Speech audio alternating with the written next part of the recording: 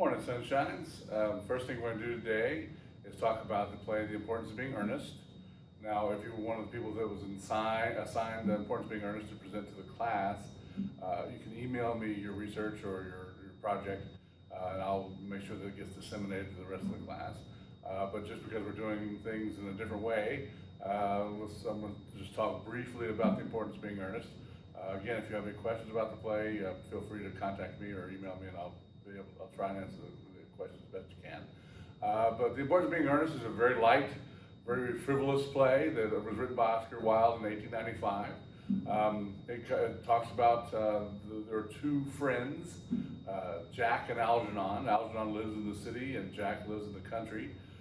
Jack has a ward, Cecily, and Algernon has a cousin, Gwendolyn.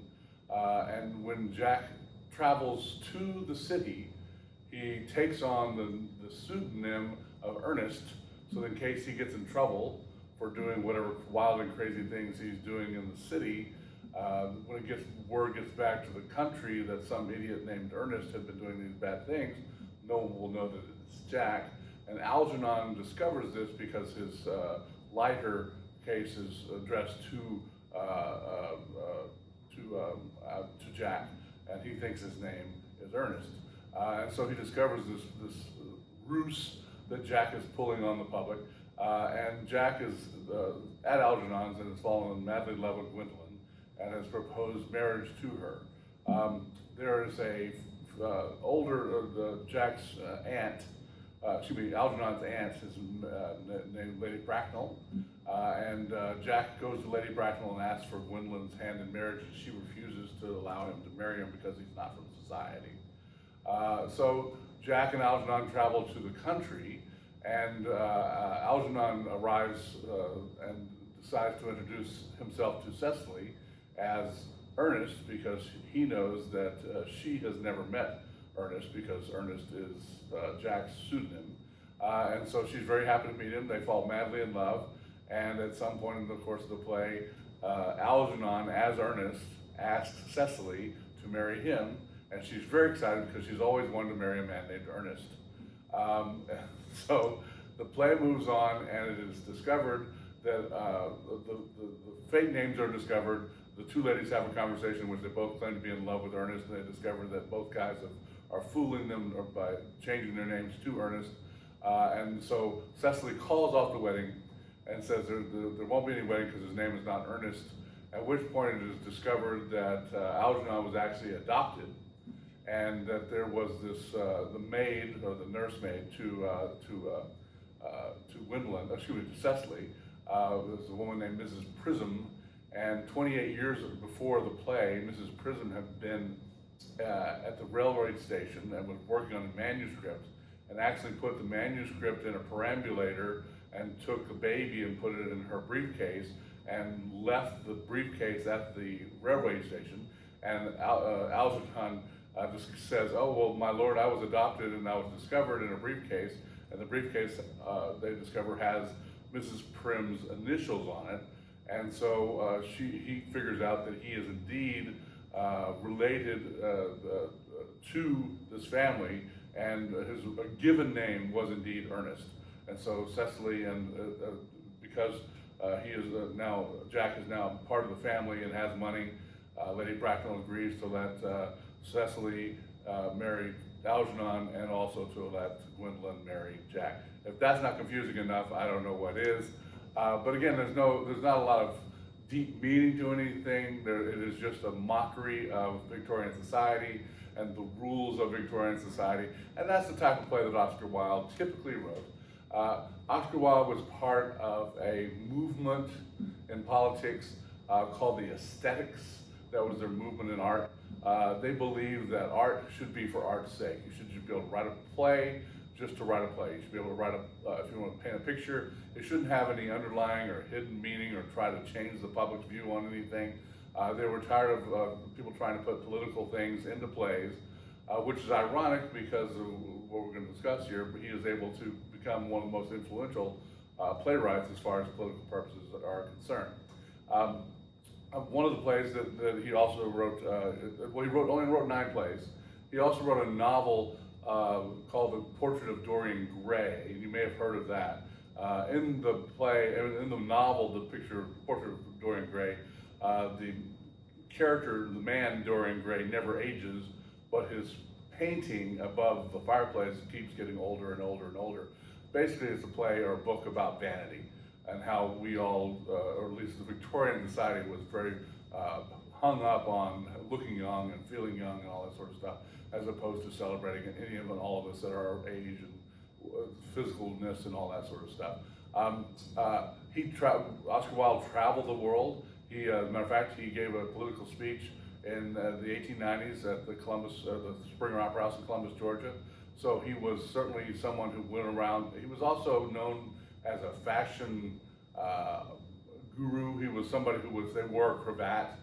Then the cravat became the way to wear things. If he wore a certain color vest, then that became the color of that year's fashion. Also, so he was a cutting edge of fashion person. Again, a couple of the other plays that he wrote, Lady Windermere's Fan, is about how, ladies disguising themselves merely by having a fan in front of them, places, mistaken identities, all this sort of stuff. An Ideal Husband is another one of his best plays. It talks about this man who is 36 years old and is still a bachelor, and this one summer everyone in London decides that the thing they're going to do is get this man married to someone, and there's several suitors, one who is an ex-lover of his who has been married twice before, a young female who is a virgin and is falling madly in love with him, and then the woman he winds up with, to ruin the play for you, is his natural cohort, much like Bishops and Benedict and Much Ado About Nothing. To love oneself is the beginning of a lifelong romance. Yes, my lord. Allow me to introduce my dearest friend, the idlest man in London.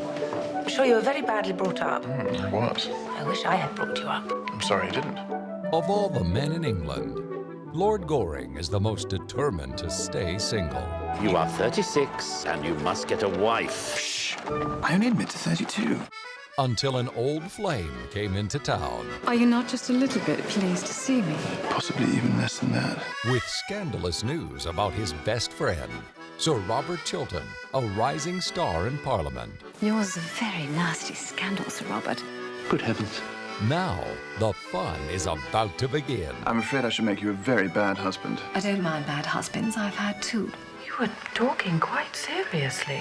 Oh, you must forgive me, Lady Chiltern. It won't occur again. And the passions are about to ignite. I shall be in the conservatory under the second palm tree on the right. And then we'll see how you do. Miramax Home Entertainment presents a comedy about secrets. Now I'm going to give you some good advice. One should never give a woman anything she can't wear in the evening. Scandals. I hate to stand between a man and his affairs. Swindles. My God. At some point, we all have to pay for what we do. You have to pay now. And other affairs of the heart.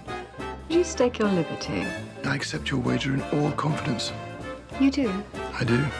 Isn't it remarkable how those two little words can quicken the heart? Academy Award nominee Kate Blanchett. Academy Award nominee Minnie Driver. Rupert Everett. Academy Award nominee Julianne Moore. And Jeremy Northam. Married yet? Must begin in half an hour. An ideal husband. Anyway, that's the type of play he typically wrote, very frivolous. Oscar Wilde's problem became that he had a little secret. And unfortunately for him, it was exposed in court that he was a homosexual. And unfortunately for him, in the Victorian age, homosexuality was a crime that was punishable by being imprisoned. And so in 1898, he finds himself locked away in prison. And even though he has all these friends and family and relatives and people that he had known for years and went to political events and all these sort of things, suddenly everybody turns their back on him and won't come to his defense. And so while he's in prison, he writes this play called Salome. Now, my guess is we're all churchgoers, but my guess is that your preacher has never preached a sermon on Salome. And for whatever reason, the story of Salome appears twice in the Bible. Matthew chapter 14, verses 3 through 11, and Mark chapter 6, verses 17 through 29, just so you don't think I'm lying about this. And he writes a play and uses those verses as his source, and nothing that happens in the play is not directly in the Bible. And the reason he does it is because he knows that what he's about to do, the play he's about to do is, well, again, I'm not going to say I know what pornography necessarily is, but it borders on the pornographic. Again, just to sort of fill you in, because I'm sure those are the exact same verses that you study all the time. The story of Salome involves King Herod. Now, again, just like Hamlet's father was also named Hamlet, and just like Hannibal's father was also Hannibal, there are two King Herods. There's the King Herod when Christ was born, and there's the King Herod when Christ is coming of age and begins to preach, Herod the Younger. And Herod has arrested John the Baptist. Now, John the Baptist has obviously baptized Christ, but he's also been out in the hinterlands rebel-rousing, rising up the public, because he is claiming there's going to be a king from heaven sent, Jesus, who's going to be more powerful and stronger than the king on earth, Herod. And so in order to get this lunatic off the streets, Herod has arrested John the Baptist. Now, again, not to get too lewd, but it does get kind of lewd here. One of the ways, well, in history, men have always had the opportunity, no matter which society typically, to go to, if they have a little hankering, they could go to little places, we'll call them brothels, and take care of their needs. Women, on the opposite side, the way they would take care of their needs was they would go to prisons and bribe guards and then pick a prisoner, and the prisoner would usually be pretty happy with this and would take care of the woman's needs. And so that's what's happened. King Herod's wife is fond of John the Baptist and bribes the guard and goes down, and John the Baptist spurns her. He turns his back on her. He will not satisfy her. How's that? And so she gets very upset. So she goes to King Herod and she says, I want John the Baptist's head on a plate. And Herod said, I just arrested this guy so that he will stop raising up the public against me. There's no way I'm going to chop his head off and give it to you. And so he said, you know, the public will just go and be enraged. And so she gets her daughter, his adopted daughter, to do the dance of the seven veils. Now, in the Bible, it doesn't say what the dance of the seven veils is particularly, but my guess is the dance of the seven veils doesn't involve putting veils on. After the dance of the seven veils, the next line, again, I'm just going to quote from Mark, verses 28, 29, she, the daughter, pleased him, at which point he said to her, whatever you ask me for, I will give it to you, up to half my kingdom. Now, I'm not saying I'm not a king, but I am a man. And I can only think of a couple things that a woman could do for me that would make me happy, that would please me. And after the act, I would say to that woman, you can have anything you want, up to half my kingdom. So whatever this act was very pleasing to Herod. And so, of course, she said, well, what I want is John the Baptist's head on a plate. So he sends the guards down. They chop off John the Baptist's head and give it to Salome, and she gives it to her mother. And the mother performs, again, an act with the head. It doesn't say what the act is. It says she performs an act with the head. So this is what happens in the play.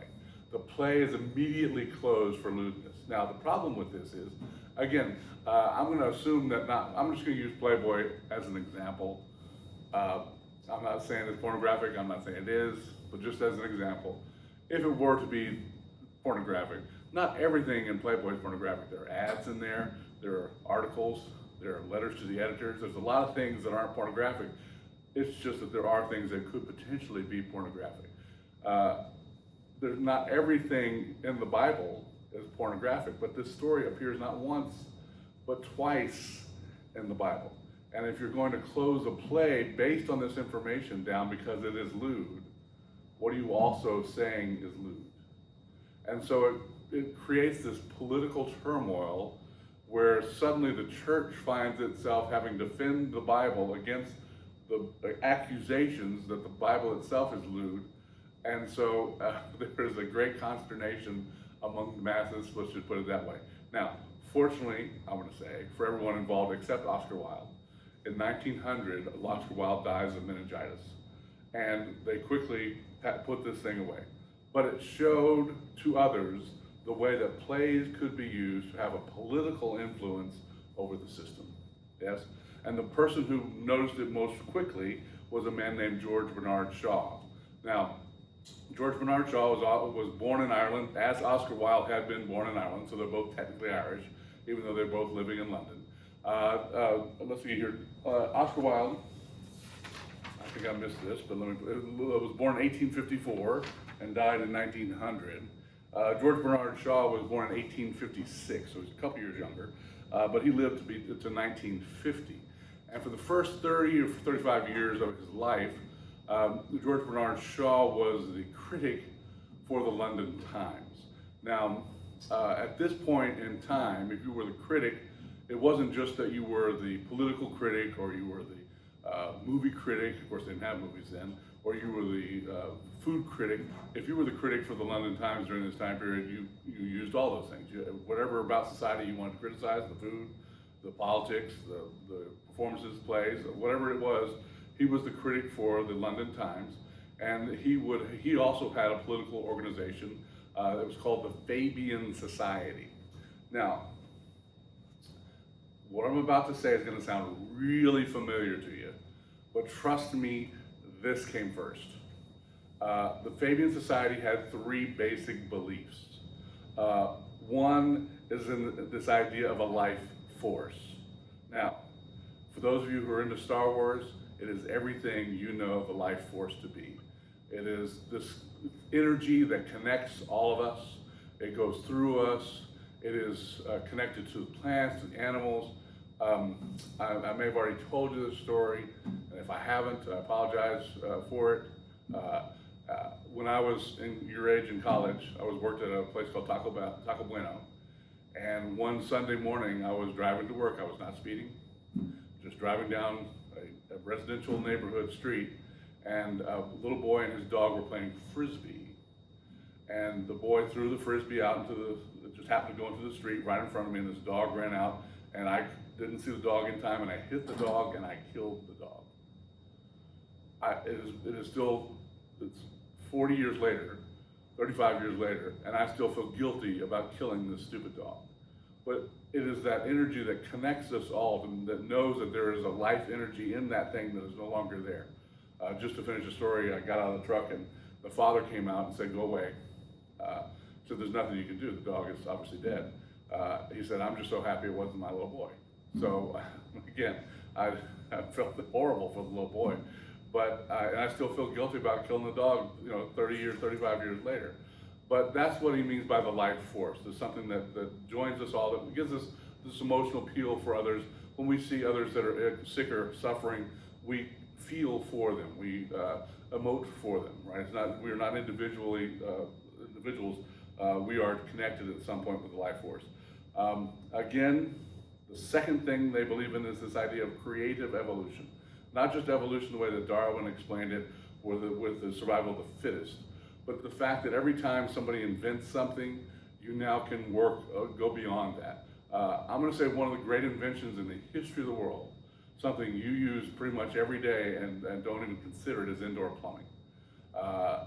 Once we've gotten from going outside to the outhouse to use the restroom to using it inside and flushing a little handle and having it disappear into the ether, that is a fantastic invention. But once that's invented, we don't have to invent it again. We can move on to other things to invent things. Once the wheel is invented, we can then invent the motor. Once the car is invented, we can then invent mufflers to keep it quieter. So each stage of society is improving because it builds on the shoulders, as they say, of the previous society. The last belief of the Fabians is that there is this person they call the Superman. Now, it is not Superman the way you know Superman with a big red S on his chest. To the Fabians, the Superman was this person who was smarter, more intelligent, could see further into the future, could project how life was going to happen, could plan better than the rest of us. And the Fabians believed that as opposed to a democratic republic where we elect the most popular leader, the Fabians believed that you should elect the smartest person and put that person in charge so that you were guided in the correct direction from the beginning, as opposed to someone who may not have, let's see, the smarts, the wherewithal, the scientific knowledge, even though they may have the best words, who can guide you simply because they're the most popular, yes? So those are the three basic beliefs of the Fabian Society that Shaw was a member of, and once he started writing plays in order to foster these beliefs. Now, just to finish this up before we leave our good friend Shaw, because women, ladies, you are the progenitor of the life force, Shaw said that the true Superman may not be a man at all, but probably was a woman. Because a woman would be a person who would take care of society more and be inclined to do that more than a man typically would. So again, one of the other things the Fabians are known for is, again, this is before women have the suffrage. They do not have the right to vote yet. And so one of the things the Fabians are fighting for is women's equality in society, yes? Overall, Shaw wrote about 47 plays. He didn't write his first play until he was 40. So he was a rather late starter, but once he started, he wrote them quickly. For those who don't believe that Shakespeare is the greatest playwright, English playwright, Shaw is your man. He's the one who most people will point to as the greatest playwright of at least the last couple hundred years in England. He wrote a total of 47 plays. They're all comedies. He believes you won more souls with comedy or with honey, I guess is what the saying is, than you do with vinegar, yes? And so he would also, we talked about syllogisms a couple weeks ago. He also would if you laid down the argument, if you agreed to let him lay down the argument, he was going to win. He was very creative as an author. He believed the true evils that he combated were poverty and ignorance. Those were the evil things in the world. And so that's what he was constantly combating, was people's poverty. He believed that you should, for instance, in one of his plays was Major Barbara. Major Barbara is the story of a man, family, and he is a munitions factory owner. And his daughter works for the Salvation Army. And she thinks that he is evil because he produces weapons of war. And he points out to her that even though she works in a very noble effort, trying to help rescue the poor and that sort of thing, he gives wages that are livable to his employees, and they can decide whether to join the church or follow Jesus or anything like that. She forces people to come to church to have their lunch, to have their free lunch, and they don't really have a choice about being there because they're starving. They go because they're starving, and because they are going to church, they're learning the lesson. But his point is, it's better to teach a man to fish than to give a man a fish, is the saying, I guess, that you may have heard. So that's the type of plays that he writes. They're very politically charged.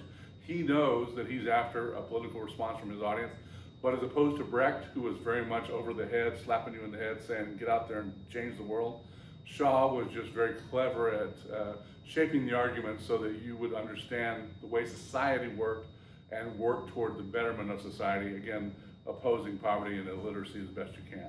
A couple other plays by Shaw, Heartbreak House, St. Joan. St. Joan is about Joan of Arc. Mrs. Warren's Profession, just to give you a quick synopsis of Mrs. Warren's Profession. Mrs. Warren's Profession is two sisters.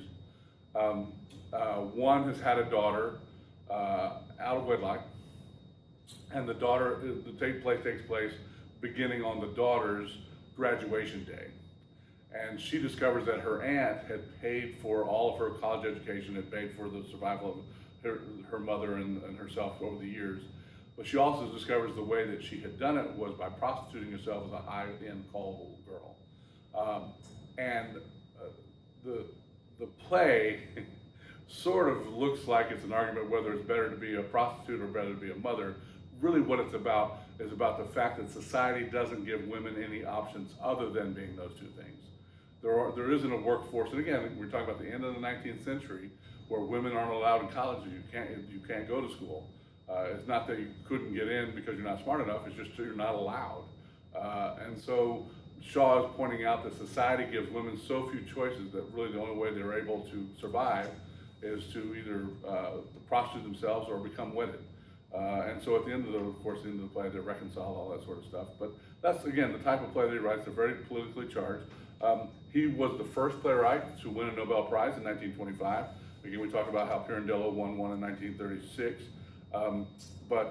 Again, if Shakespeare is not your man, then Shaw certainly would rank up there high on the list. Cool. All right. In most movements in art, we talked about realism, talked about romanticism, talked about the neoclassics. There's a political movement, there's a societal movement, there's a philosophical movement, there's an artistic movement, and it all falls under the same umbrella. Neoclassicism was an architectural belief system, it was a theatrical belief system, it was a philosophical belief system, romanticism, same thing. When you get to absurdism, which is about what we're going to start to talk about, absurdism is the theatrical arm of the existential philosophical movement. So the beliefs of the existentialists, the philosophical beliefs of the existentialists, are the beliefs that the absurdist has, is just they have two different names. So when you hear absurdism, the absurdists never really wrote down any credos or any rules, they just wrote plays.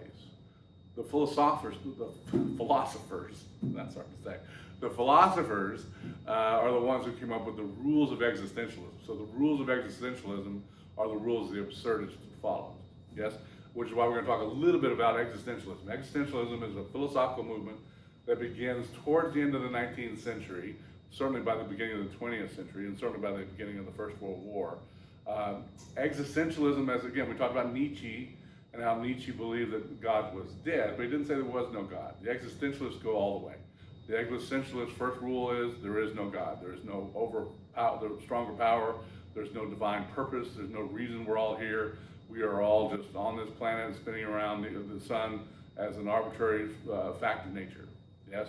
Now, the thing about it is, if there is no God, then they argue there cannot be any fixed moral code. In other words, who's to say what's right? And again, this comes from, one of the 10 Commandments is thou shalt not kill. And between 1912 and 1918, 4 million Frenchmen are killed and 5 million Germans are killed. If we're not supposed to kill, what have we been doing for the past 5 years? And if there is no God, then how is it possible that anyone can create a rule for you to have to follow outside of your own self? In other words, you have personal responsibility for what is right and what is wrong, but no one else can tell you what that moral code or that belief system can be. Yes, and so that's sort of the way that playwrights start writing plays. The first playwright to point out that the world was absurd was a man named Albert Camus. He was also a philosopher who's French. You'll notice that all three of these guys are French. The Germans were warning against the oncoming onslaught. The French faced the oncoming onslaught. So it's just the difference of which side of the gun you're on. The Germans are saying, hey, they're about to shoot everybody, and the French are saying, hey, they're shooting everybody. So there's a different philosophical belief. Albert Camus called the world absurd. He only wrote 9 plays. He wasn't a really good playwright, but he was a great philosopher. He had one of his basic, I would say the easiest play to understand is he wrote a play called The Tale of Sisyphus. Now, giving you a little sketch that's out there about Sisyphus. Sisyphus was a Greek character. It's a Greek story about this man named Sisyphus, who every morning there was a big boulder in front of his house. And so every day he would roll that boulder up to the top of the hill, put it back in place. At the end of the day, he'd be worn out, go down, have supper, fall asleep because he worked all day, fell fast asleep. The next morning he'd wake up and there'd be a big boulder in front of his house. And so he would work all day, push that boulder back up the hill, put it back in place. At the end of the day, he was worn out. He would go down and have a nice dinner, fall fast asleep because he'd been working all day pushing that boulder uphill. And the next morning, he would wake up and there was a boulder outside his house. Now, I could go on and on because Sisyphus apparently has been going on and on through history, pushing this silly boulder up this hill. Now, as an allegory, remember that word allegory from a few months ago? As an allegory, your boulder may not be a physical boulder. Your boulder may be a classroom. Your boulder may be having to make tests in this class. Your boulder might be your work. Your boulder might be children. The boulder doesn't have to be a boulder. Your boulder is what you do during the day to keep your focus off the fact that you're having to do the exact same thing every single day. Now, one of the things about Camus, he says the reason that Sisyphus keeps doing this every day, he doesn't realize that it's absurd because he has a task. Every day he wakes up and there's a boulder to push up the hill. He doesn't have to question, what else do I do? His job is right there. What do? I push this boulder up the hill. At the end of the day, it's done, my work is done, I go home, I'm satisfied, have a good dinner, and have a good sleep. Imagine the day that he woke up and there's no boulder there. What does Sisyphus do? He's at a loss. And so that's what Camus is pointing out to the rest of the reason our life is absurd is because we enjoy the absurdity of it. We enjoy having to go through this craziness. Now, one of the nice things about having to do this COVID-19 stuff is that we have changed our boulders. We're definitely doing different boulders, but in some way we're just cracking up the boulder and pushing different boulders. But again, he was in 1957, he was awarded the Nobel Prize not only for his plays but also for his philosophical work. And again, he was sort of introduced the world to the idea that man's place in the universe might not necessarily be the strongest. Now, a man who was an absurd playwright, who was an excellent playwright, is a man named Jean-Paul Sartre. He was also a Frenchman. He lived from 1905 to 1980. He wrote 22 plays, and he also won a Pulitzer Prize in 1964. One of the things about Sartre, though, is that he was an absurd playwright who believed in the idea of sin. Sartre said that even though the world can't tell you and no one else can tell you what is right and what is wrong, and again, if there is no God, then what is sin? What is good? What is evil? Sartre said it is up to us individually to decide what is good and what is bad, and then to live by that moral standard, by that code of ethics. And so each of us has their own responsibility. For instance, I have this wedding ring in which I have promised to love and be devoted to my wife from now on. I can't tell you that should be your choice. I'm not saying that being married is for everyone, but it certainly is for me. And it's a choice that I've made, and it's a commitment that I have made, and I know that if I go against this commitment, I have sinned. But that doesn't mean that if you go against your relations, that you have sinned, right? But that is a choice that I have made, and I know for myself when I have sinned. I would say that you know for yourself when you have sinned. And that's Sartre's point, is that even though society, God, the preacher, none of those things can tell you what good and bad are, you know when you're doing good and you know when you're doing bad. And so it's up to you as an individual to live honestly with yourself and to live by your own moral standards. Probably his best play was a play called No Exit. No Exit is 3 characters in the play. They both remember stories about their past, but none of the 3 recognize each other, don't have any memory of any relations they each individually had with each other in the past. Over the course of the play, they realize that all 3 have died, and they're all 3 in, I'm going to call it purgatory. You might call it hell. The problem is there's only 2 places to sit. There are 3 people, so there's want. Obviously, one of the things that happens, there's 2 women and 1 man on stage. The man is in love with one of the women. She can't stand him, but the other woman's in love with the man, so there's desire that the people are having to do. there's a limited amount of food stuff, and so there's want.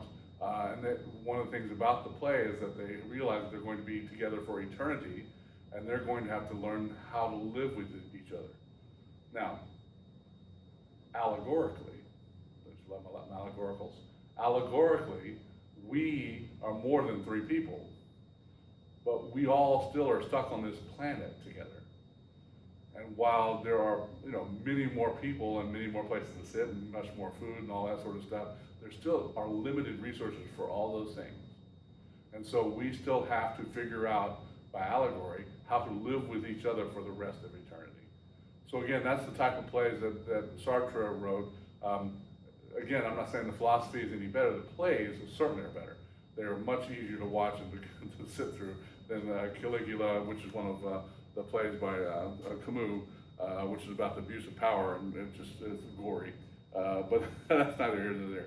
Now, other absurdist playwrights, Eugenio Ionesco was an absurdist playwright from Romania. A lot of absurdist playwrights are trying to, just like the people in Germany are trying to expose the ills of society, Ionesco is trying to let the rest of the world understand the totalitarian nature of society in Romania.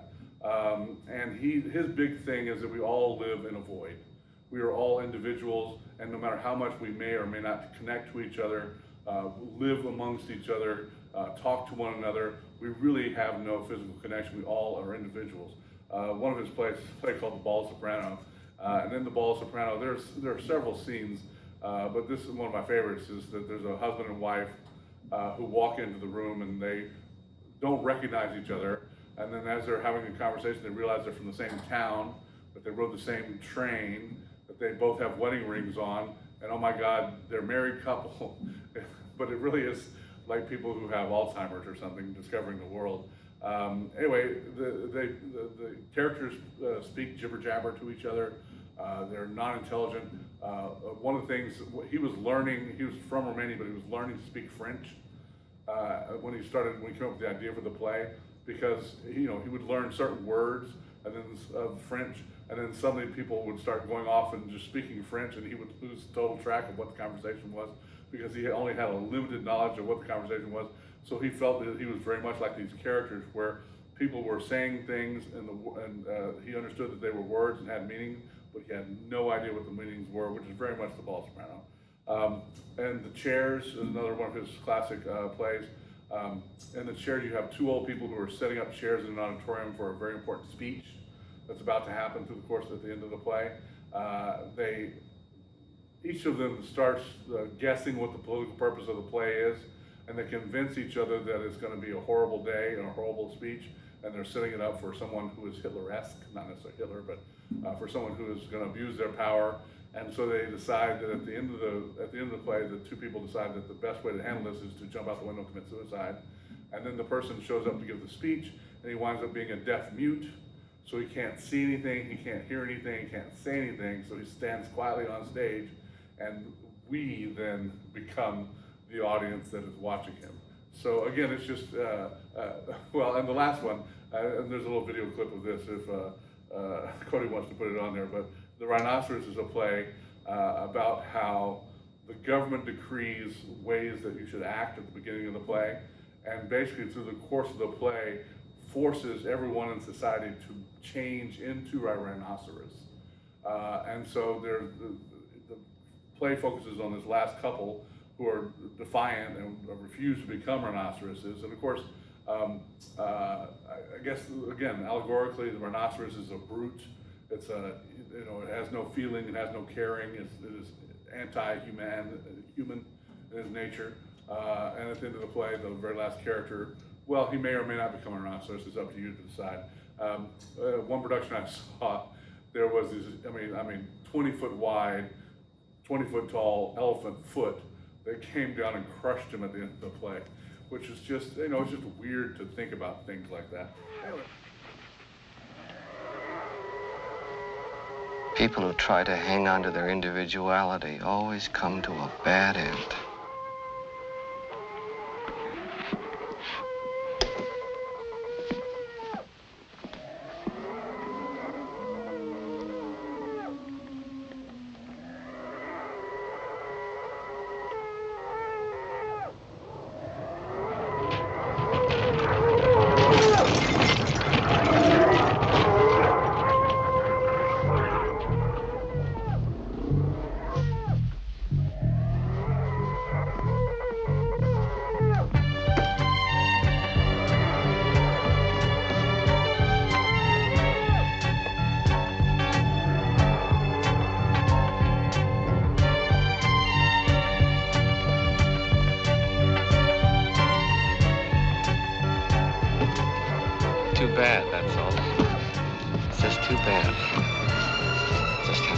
them all. I just have to take on the whole pack, that's all.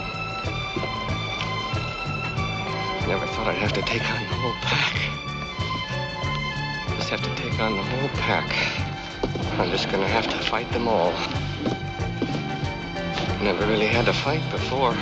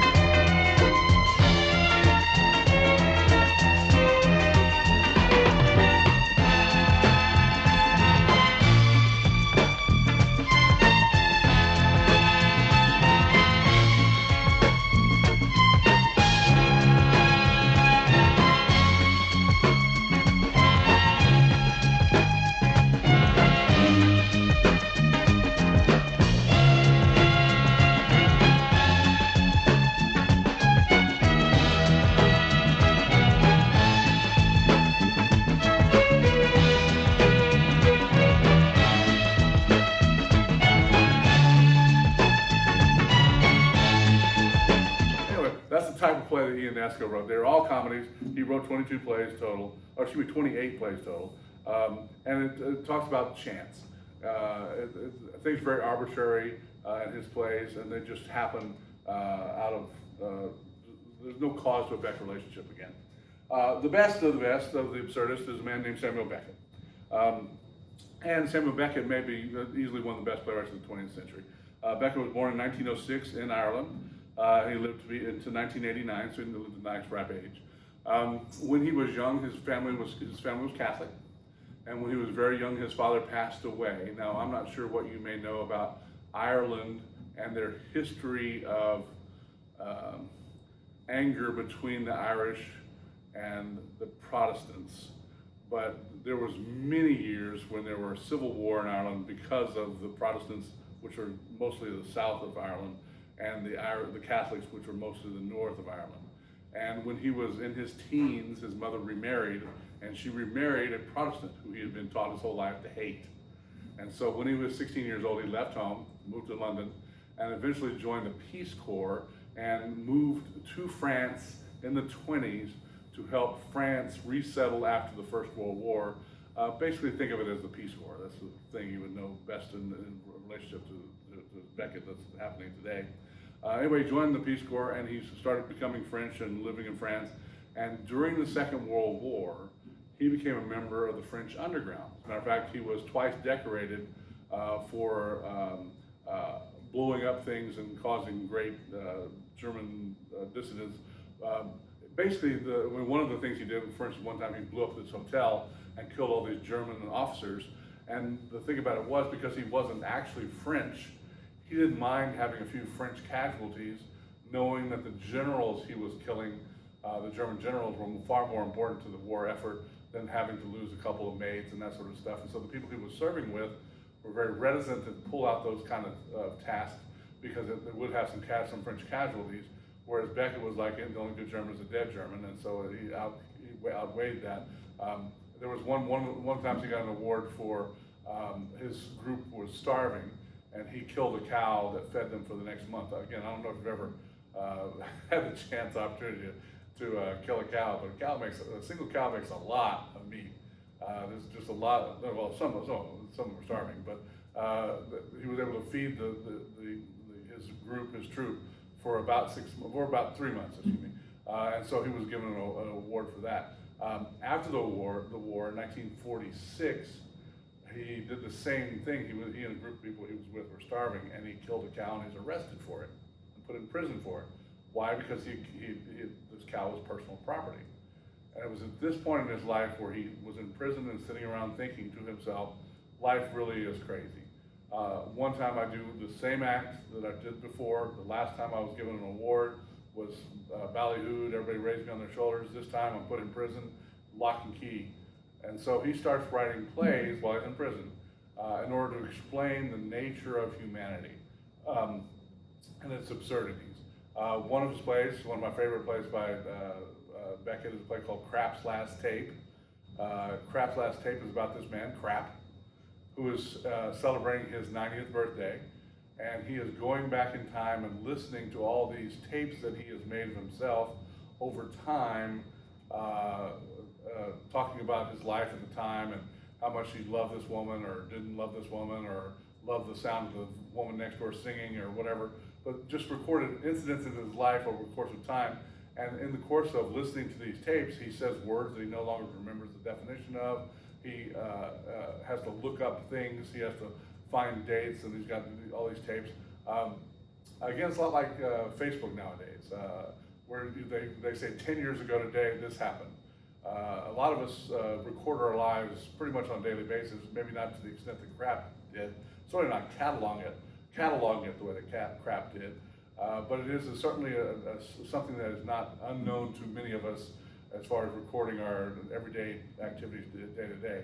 At the end of the play, he just sits there in silence, and you're not really sure if he's dead or not. But since the play is called his last tape, I'm going to say he sits there and dies in the play. But that's just the optimist that I am. Another one of his, again, his plays have a morose sense of humor. I'm not saying they're, Ionesco is obviously hysterical.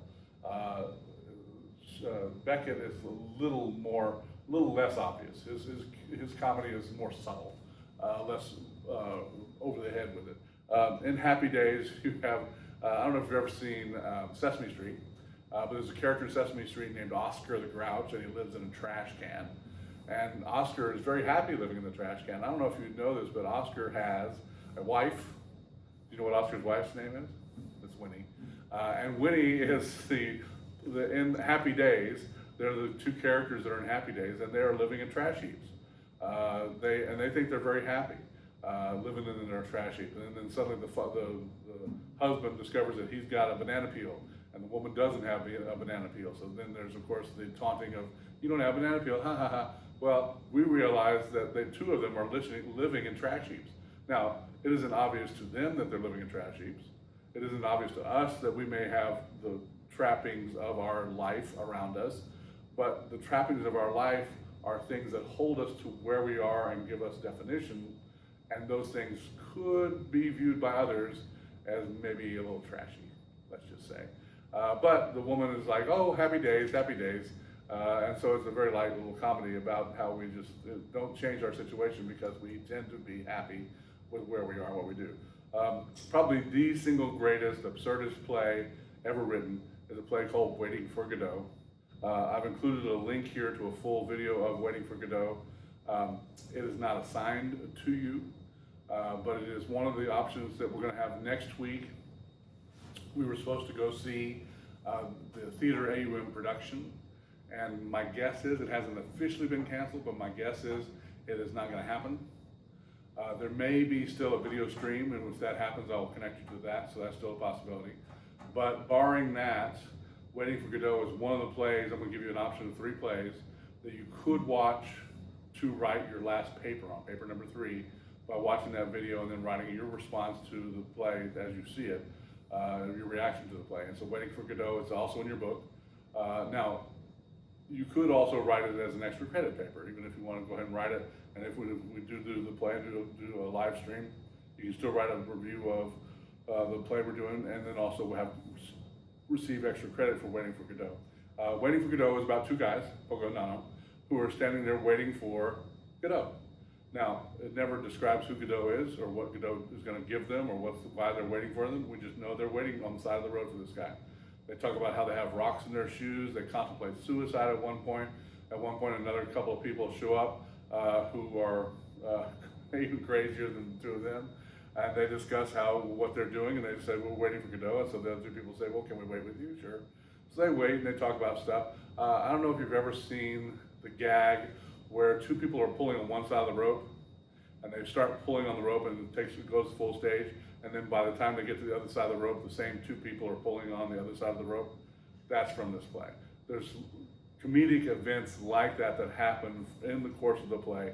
But at the end of the day, these people are doing the simplest action you can, which is waiting. Again, an action is a verb. And so you're always in action on stage. And if you're waiting, as you may know, having to wait for a doctor's appointment or waiting for a plane or waiting for whatever, when you're waiting, ain't nothing to do. So you just do all kind of crazy stuff. At the end of the first act, a little boy shows up and says, "Hey, Godot just told me to tell you guys he's not gonna make it today, he'll see you tomorrow." And then act 2 happens, and the exact same thing happens. The 2 of them show up, the 2 friends show up on the way back to where they had come from. They're all wait for Godot. At the end of the second act, the little boy shows up and says, "Hey, Godot's not gonna make it today." So you get the sense that they've been doing this, and they talk about it in the play, they've been doing this their whole life. And again, because you're doing something, again, I don't know if you ever had to wait for a repairman, if you had to wait for a telephone person to come in or somebody to fix your dishwasher, that's what you're doing that day. You're sitting there waiting. So it is the simplest action. It is a hysterical play, however, and it certainly points out the absurdity of man's condition. Cool. So absurdism, again, develops out of the need to express man's disconnect with society. This is the end of what we're going to talk about for the second test. I've sent you a review sheet. If you need me to send you another copy of the review sheet, or if you want to come by and get one, I can put one on the door outside my office. There'll be 2 parts to the test. I'm going to make the first half multiple choice. We talked about multiple choice questions, but I promise you, I'm not trying to trick you. I will give you multiple choice questions where I think the answer is obvious. There'll be a little space to the left of the number, like question number 1 will have a little space to the left. In that space, you just type in A, B, C, D, or E, and that'll be your answer based on the 5 choices that are beside number 1. Then go to number 2, type in A, B, C, D, or E. Answer those. There will be 28 of those questions, so we're worth half a point each. That's 14 points. And then there are going to be 2 essay questions, just like on the last test. The 4 plays that you're discussing or potentially discussing your essays are Tartuffe, A Doll's House, 6 Characters in Search of an Author, and The Importance of Being Earnest. So again, there'll be options under those categories, but those will be the 4 plays that I'll have questions on. On Monday, next week, I will send the test out in the morning, and then I need to have the test back by midnight that night. So once you get the test on Monday or Tuesday, you'll have till midnight that night to respond to it, write your little essay, and all you want to do is just literally type on, and then hit reply, and then just type your answers on the reply on the form, and then just hit send. It won't send your test to anyone but me. So that's just the way that system is set up. So don't worry about sharing and all that sort of stuff. You can't do it. You would have to type in a separate heading. So as long as you hit reply before you start taking the test, hit reply, then give me your answers on the left side next to the numbers A, B, C, D, or E on each question, and then write your little short answer to the essays. There will be a multiple choice question, an extra credit question. For those of you who are here that day, you know what the question is going to be. For those of you who weren't here that day, you weren't here that day. But you can still get the answer right. It's not impossible. But there will be an extra credit question at the end of the test, so don't miss that. It'll be worth up to a point as well. Again, if you have any questions or problems, please feel free to contact me via email, or my phone number is 334-244-3507. That's on your syllabus. All right, have a good weekend, and we'll have I'll just send you the test on Monday or Tuesday morning. All right, thank you all very much. Bye.